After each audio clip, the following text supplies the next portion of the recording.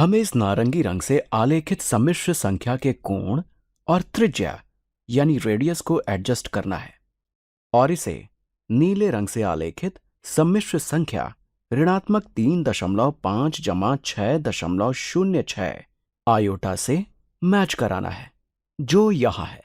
हम देख सकते हैं कि ये ऊर्ध्वाधर अक्ष यानी काल्पनिक अक्ष है और ये क्षैतिज अक्ष यानी वास्तविक अक्ष है।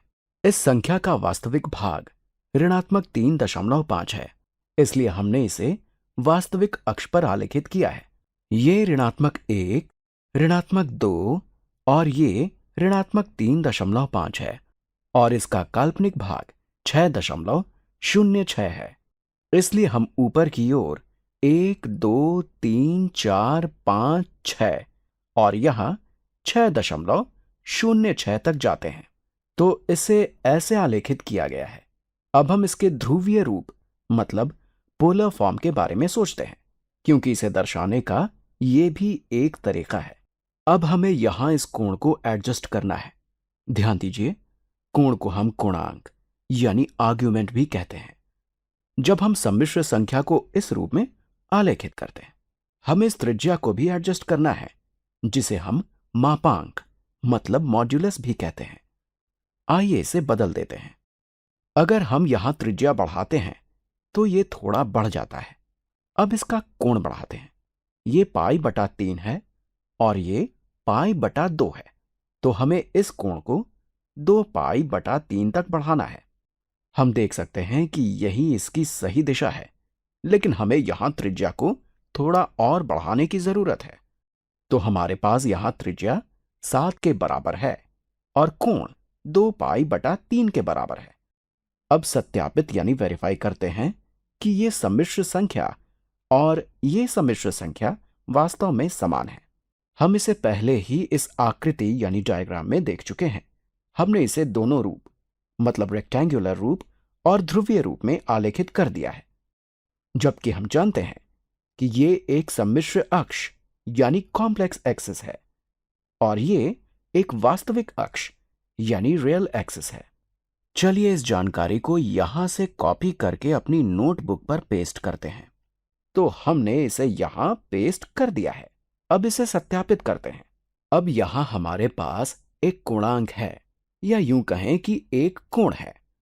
हम इस कोण को सम्मिश्र तल यानी कॉम्प्लेक्स प्लेन में फाई भी कहते हैं। तो ये फाई बराबर 2π/3 है और ये रेडियन में है और ये मापांक है। इसे हम मूल बिंदु मतलब ओरिजिन और सम्मिश्र संख्या के बीच की दूरी कहते हैं। यहां हमने इस टूल के माध्यम से इसका मान 7 कर दिया है। चलिए सत्यापित करते हैं कि यह सम्मिश्र संख्या ऋणात्मक 3.5 जमा 6.06 आयोटा के समान है।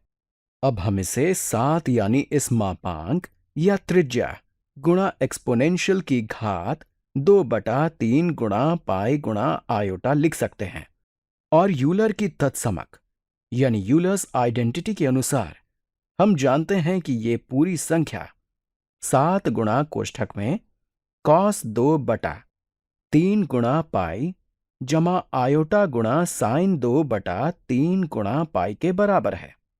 यहां ये पहले से ही लिखा है।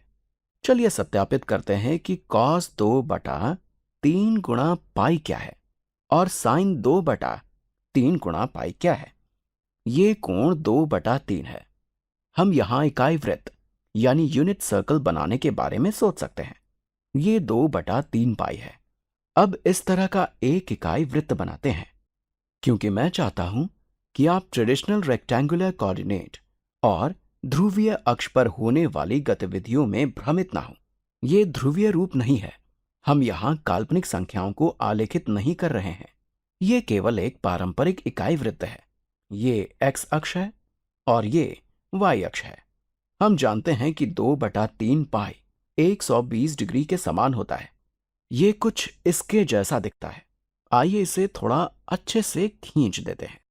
ये कोण बराबर 2/3 पाई है और ये cos 2/3 गुणा पाई है, जो x निर्देशांक यानी x कोऑर्डिनेट है, और यहां साइन 2/3 गुणा पाई है, जो y निर्देशांक है। तो हमारा x निर्देशांक क्या है? अगर ये 120 डिग्री है तो ये 60 डिग्री होगा। इस प्रकार ये 30, 60, 90 त्रिभुज बन जाता है। हम जानते हैं कि ये इकाई वृत्त है, इसलिए इसकी त्रिज्या बराबर 1 है। अब ध्यान दीजिए, इस 30 डिग्री वाले कोण के सम्मुख भुजा की लंबाई 1/2 होगी। तो ये निर्देशांक यानी कोऑर्डिनेट ऋणात्मक 1/2 के बराबर होगा। यहां 60 डिग्री वाले कोण के सम्मुख भुजा की लंबाई 3 का वर्गमूल गुणा 1/2 के बराबर होगी। तो ये निर्देशांक 3 का वर्गमूल बटा 2 के बराबर है। आप चाहें तो इसे कैलकुलेटर से भी सत्यापित कर सकते हैं। तो cos 2/3 गुणा पाई बराबर ऋणात्मक 1/2 है, और ये बराबर 7 गुणा ऋणात्मक 1/2 यानी cos 2/3 गुणा पाई, और ये जमा आयोटा गुणा 3 का वर्गमूल बटा 2 है। चलिए सत्यापित करते हैं कि वास्तव में ये इसके समान है। ये 7 गुणा ऋणात्मक 1/2 बराबर ऋणात्मक 3.5 जमा 7 गुणा 3 का वर्गमूल बटा 2 गुणा आयोटा है। हम देख सकते हैं कि ये दोनों वास्तविक भाग समान हैं। ये दोनों ऋणात्मक 3.5 के बराबर है। चलिए इसका मूल्यांकन करने के लिए कैलकुलेटर का उपयोग करते हैं और देखते हैं क्या ये लगभग 6.06 के बराबर है। ये मेरा खास कैलकुलेटर है। तो हमारे पास 7 गुणा 3 का वर्गमूल है।